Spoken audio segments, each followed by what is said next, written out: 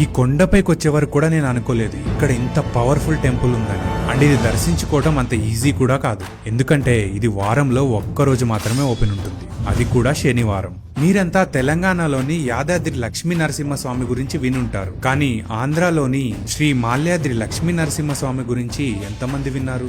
ఇక్కడికి ప్రతి శనివారం చుట్టుపక్కల రాష్ట్రాల నుంచి కూడా ఎన్నో వేల మంది వస్తుంటారు. ఈ ఆలయంలో ఒక గొప్ప విశేషం కూడా ఉంది. ఇక్కడి కొండపై ఉన్న అమ్మవారిని దర్శించుకోవడానికి ఇలా రెండుగా చీలిన కొండల నడుము నుంచి మెట్ల దారిలో నడవాలి. ఇక్కడ వింతేంటంటే ఇంత చిన్న దారిలో కూడా ఎంతటి లావువారైనా వెళ్ళగలరు. ఇక్కడి ఆలయ స్థల పురాణం ఎంతో గొప్పది. మహావిష్ణువు శ్రీ మహాలక్ష్మితో భూలోకంలో విహరించాలని కోరి తన వనమాలను పర్వతాకారం దాల్చమని కోరాడు. అప్పుడు ఆ వనమాల మాల్యాద్రిగా వెలిసిందని పురాణం. నిజంగా మనం ఈ కొండపై నుంచి చూస్తే కొండలన్నీ ఒక మాలలా ఏర్పడినట్లు అనిపిస్తుంది. ఇక్కడ అగస్త్య మహాముని తపస్సు చేశాడని, తన తపస్సుకు మెచ్చి స్వామివారు ఎర్రని జ్వాలగా ప్రత్యక్షమయ్యి జ్వాలా నరసింహుడిగా వెలిశాడని ప్రసిద్ధి. ఇక్కడ ఒక శనివారం మాత్రమే భక్తులకు దర్శనమిచ్చి మిగతా రోజుల్లో స్వామివారిని ఋషులు మునులు సేవించుకుంటారని పురాణం. ఇంతటి చరిత్ర ఉన్న ఈ ఆలయాన్ని మీరు అస్సలు మిస్ అవ్వద్దు. ఈ టెంపుల్ హైదరాబాద్ నుంచి 360 కిలోమీటర్స్ అండ్ నెల్లూరు నుంచి 160 కిలోమీటర్స్ వస్తుంది.